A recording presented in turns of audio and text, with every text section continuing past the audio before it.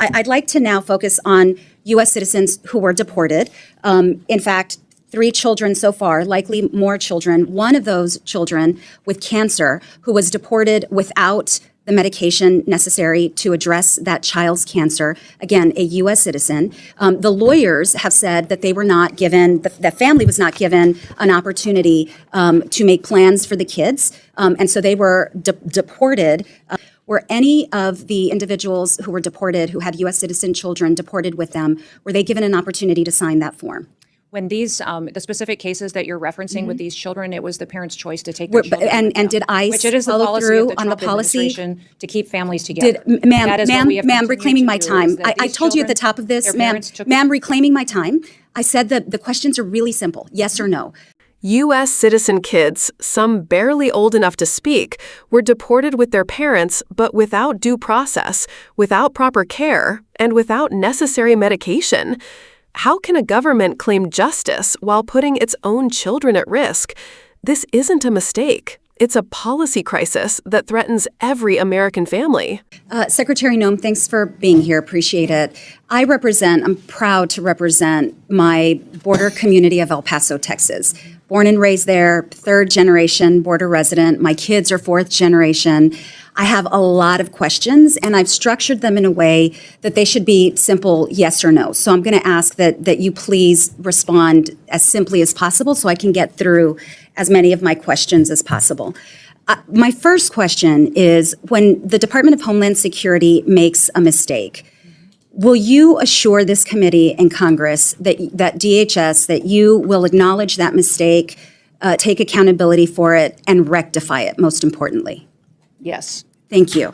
And I'll follow back up with that question. I want to first, one of the first topics I want to talk about is what President Trump said recently: homegrowns are next. And I'd like to enter into the record an NPR story. Homegrowns are next. Trump hopes to deport and jail U.S. citizens abroad. I was happy to hear your acknowledgement that that is not legal, but I am curious about the reconciliation bill and the appropriations requests that you will make.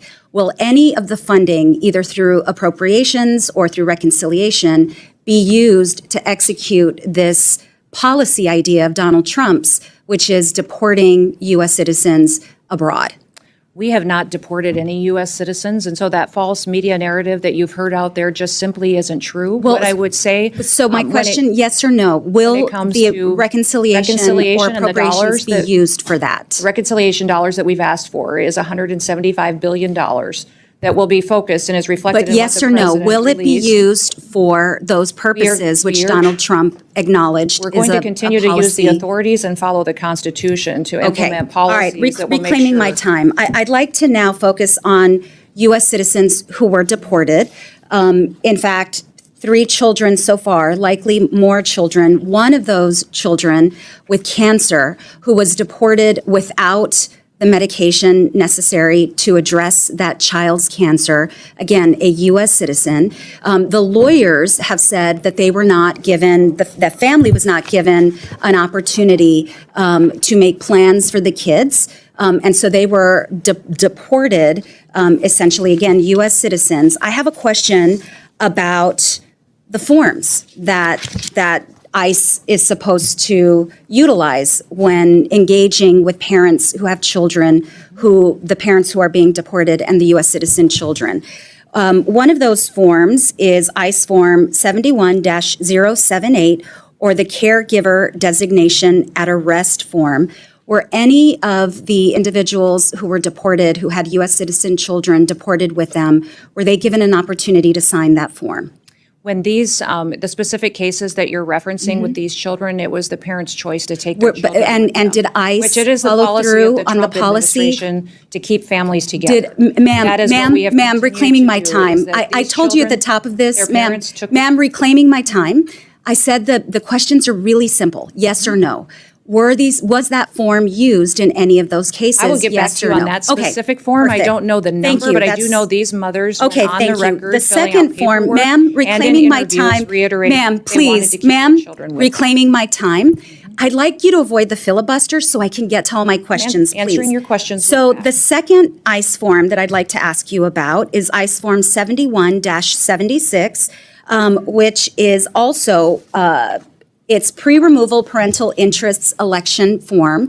Can you get back to me on that? Were all of the parents allowed to sign that? Are the parents allowed to speak to lawyers before they're deported or to speak to their U.S. citizen spouses before they're deported? They are given the opportunity. Okay, so you can guarantee that every one of those parents. We followed all the normal policies and procedures. So they were allowed to talk to a lawyer. That's a yes. As it is authorized. Is that a yes? That's a yes. Everything was handled appropriately and correctly. But did they all get to talk to a lawyer? Okay, reclaiming my time. Under the policy. Mr. Chairman, unfortunately, I'm out of time. I have a number of other questions we'll get to in the next round. Thank you. When you watch this hearing, it becomes immediately clear that the stakes are not just political, they are profoundly human. Representative Veronica Escobar, a lifelong border resident and third-generation El Paso native, spoke with authority grounded in experience.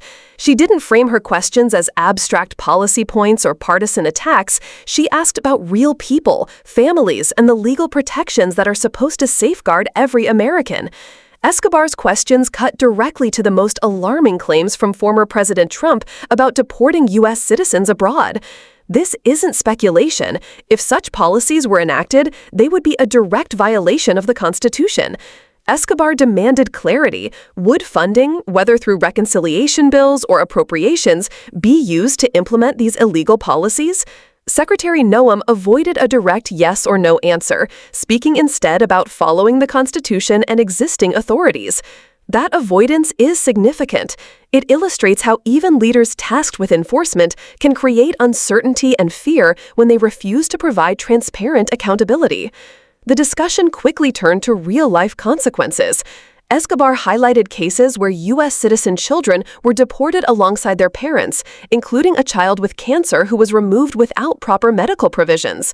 These examples show that policies are not just theoretical, they impact the most vulnerable members of our communities.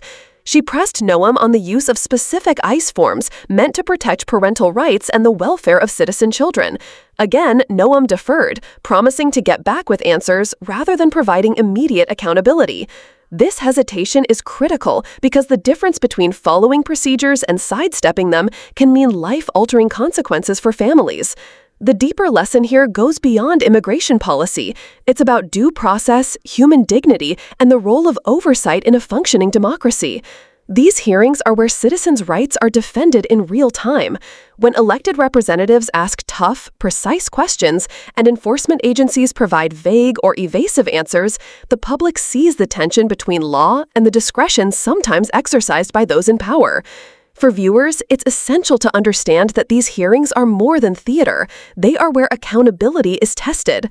Escobar's persistence demonstrates the importance of oversight, of asking hard questions, and of insisting on answers that are clear, enforceable, and protective of citizens' rights. When the government's actions affect families' lives, particularly children, it is no longer a question of politics. It is a question of justice. The message for everyone watching is clear. Democracy works when citizens engage, ask questions, and demand transparency. Pay attention, share this knowledge, and hold your representatives accountable. Stay informed about how policies are applied on the ground, because these are not abstract debates. They are the stories of our neighbors, our friends, and our fellow Americans. Understanding these processes helps us all recognize why due process and constitutional protections are essential and why vigilance is necessary to ensure they are never ignored. Every family at risk, every child denied proper care, every U.S. citizen treated unjustly is a reminder that our rights are fragile without oversight. Watching this hearing, we learn that advocacy, transparency, and public engagement are not optional. They are the lifeblood of a healthy democracy. The takeaway is simple: be aware, be engaged, and never assume that rights are guaranteed without vigilance. Share this information, discuss it in your communities, and hold government accountable. Because when oversight failed, the consequences are real, immediate, and profoundly human. If this hearing shocked you, it's crucial to stay informed and engaged. Share this video to raise awareness, comment with your thoughts on accountability and due process, and subscribe for in-depth coverage of hearings that impact real American lives. Your voice matters. Holding power accountable starts with knowledge.